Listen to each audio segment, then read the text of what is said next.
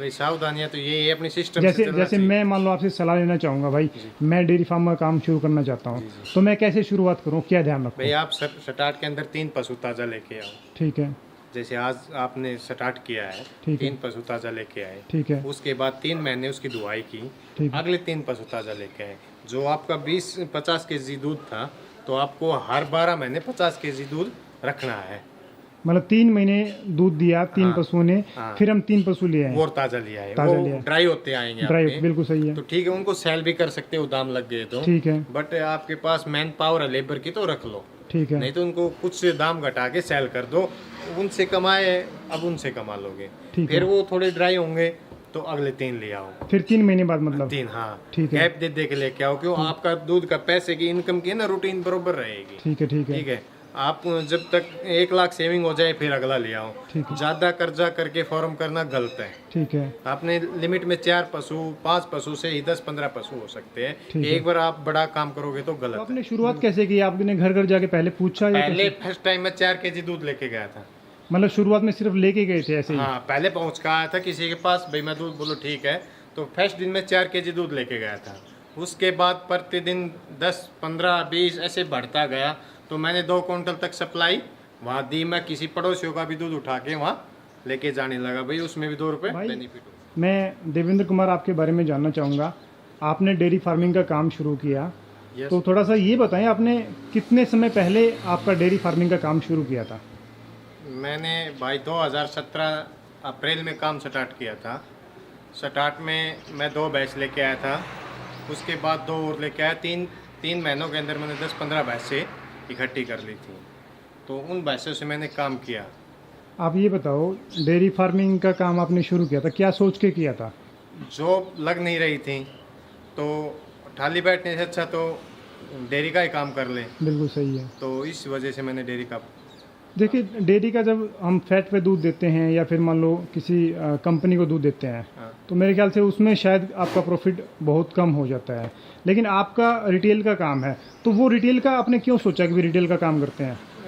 जैसे कि मेरे पास 1 क्विंटल दूध है, 4000 का जाएगा। ठीक है। हम खुद सेल करेंगे तो वो 5500 रुपये का दूध जाएगा। ठीक है। जो दिन की फीड बैकअप है वो सभी भैंसों की वो लिकड़ आएगी। ठीक है। हम 1 घंटा मेहनत करेंगे तो, ठीक है। और डेयरी में देंगे तो वो नहीं आएगी। बिल्कुल।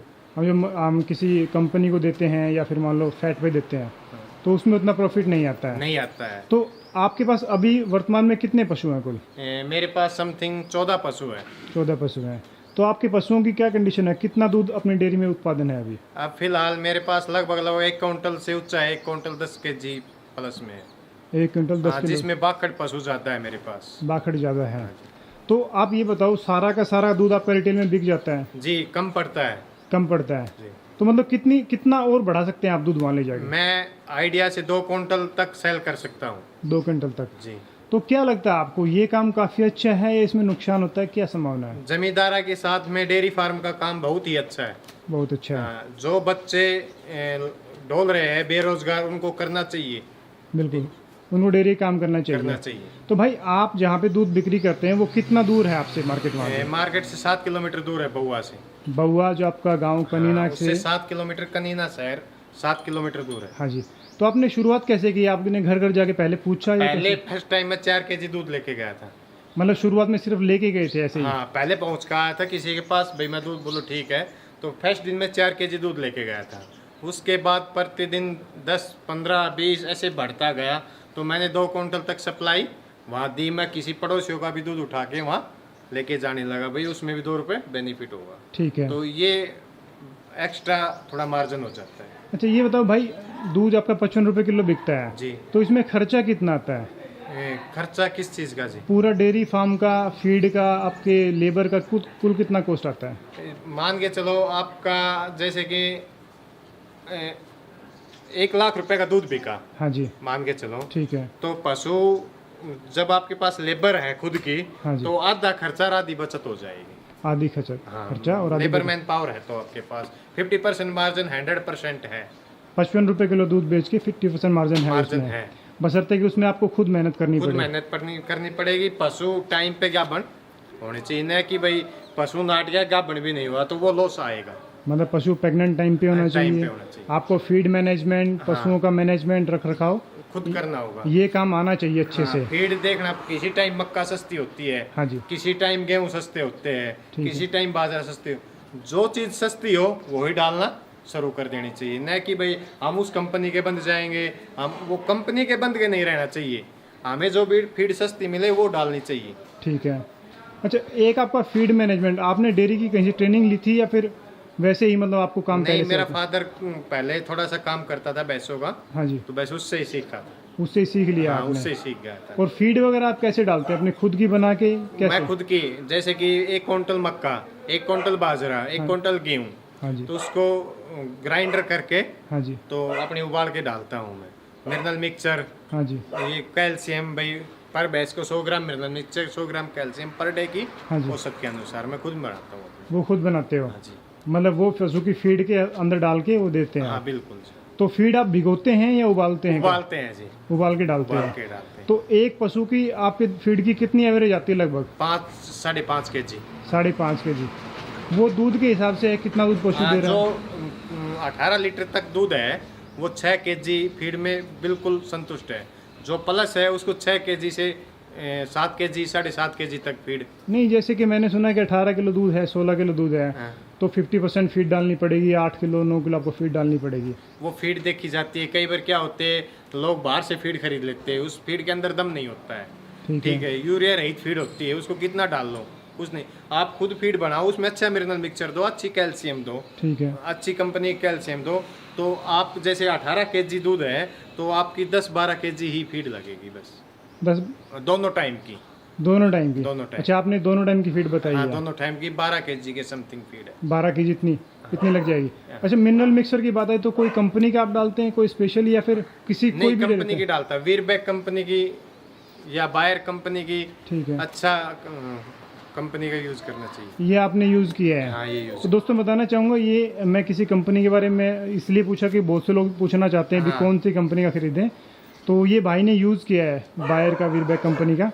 अदरवाइज़ आप एक बार यूज़ करके देखिए अपने डेयरी फार्म में, जो भी यूज़ करना चाहते हैं, तो आपको उसमें ज़्यादा जानकारी हो जाएगी। यूज़ करेंगे तो ज़्यादा आपको पता लगेगा भी एक्चुअल में कौन सा हमें मल्टीविटामिन या मिनरल मिक्सर देना चाहिए। कैल्शियम वगैरह भी आप अपने पशुओं को देते हैं? कैल्शियम देते हैं कितनी मात्रा? 100 ग्राम, जैसे कि 18 लीटर दूध है तो उसको 150 ग्राम पर डे। ठीक है, 15 लीटर है 100 ग्राम, 20 kg है 200 ग्राम पर डे। 20 kg में 200 ग्राम पर डे 200 ग्राम। कैल्शियम इतना देते हैं? मिनरल मिक्सचर का भी यही है, 20 kg है तो 200 ग्राम पर डे, ठीक है। 18 kg है तो 150 ग्राम, उसके नीचे है तो 100 ग्राम पर डे। ठीक है, ये रोज़ चलते रहता है या रूटीन में पशु नाट जाता है तो उसको भी हम 100 ग्राम पर डे देते हैं। 100 ग्राम देते रहते हैं? दूध कम होता है तब भी लगभग 200 ग्राम चलते रहता है? मिनरल मिक्सचर पक्का देंगे। ठीक है।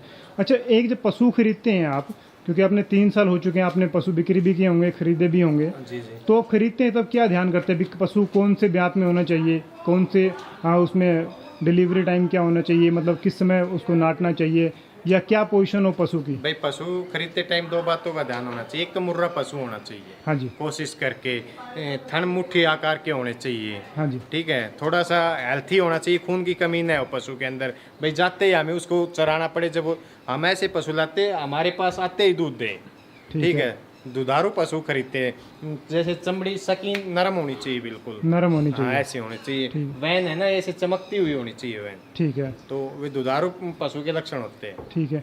और कौन से ब्यात का पशु लेते हैं आप? Second time? सेकंड या थर्ड ब्यात का। सेकंड या थर्ड टाइम पे? बिल्कुल जी। ठीक है। अच्छा, आप दूध कितना एवरेज का मानते हैं भी? 14 किलो दूध है या 12 किलो, 18 किलो, कितने दूध का लेते हैं? हम लगभग 16 प्लस का ही कोशिश करते हैं। 16 प्लस का? जी।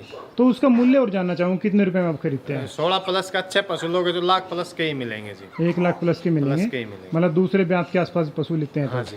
ठीक है।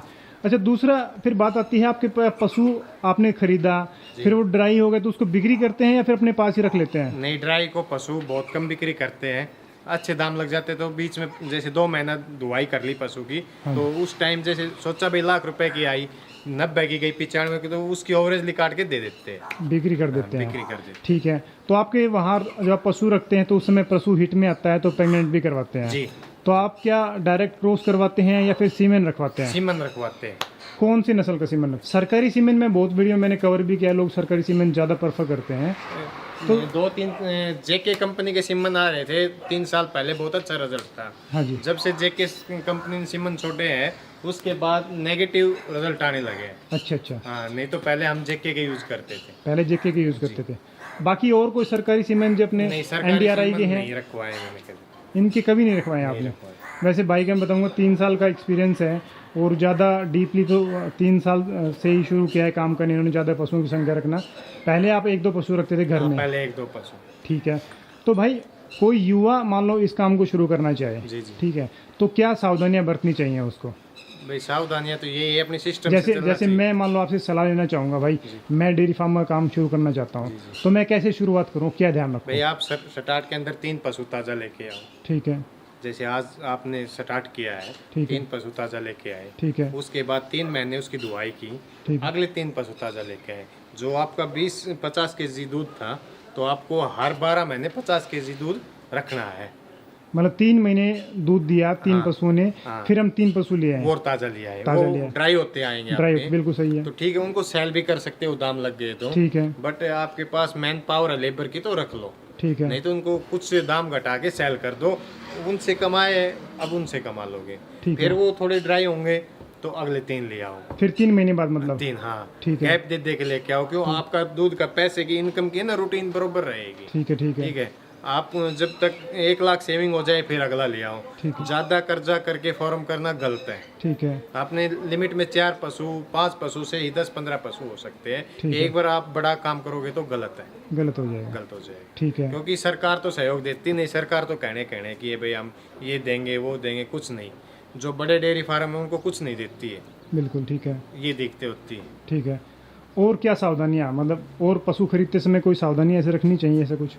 अब भाई अच्छे पशु, क्वालिटी के पशु खरीदने चाहिए देखकर। बीमारियाँ वगैरह भी कोई इसमें आती हैं? हमारे पास तो बीमारी थनेला ज़्यादा कर होती है, तो भगवान दया तो मेरे पास थनेला वगैरह कभी ऐसा हुआ नहीं, क्योंकि लाल दवाई का यूज़ करना चाहिए।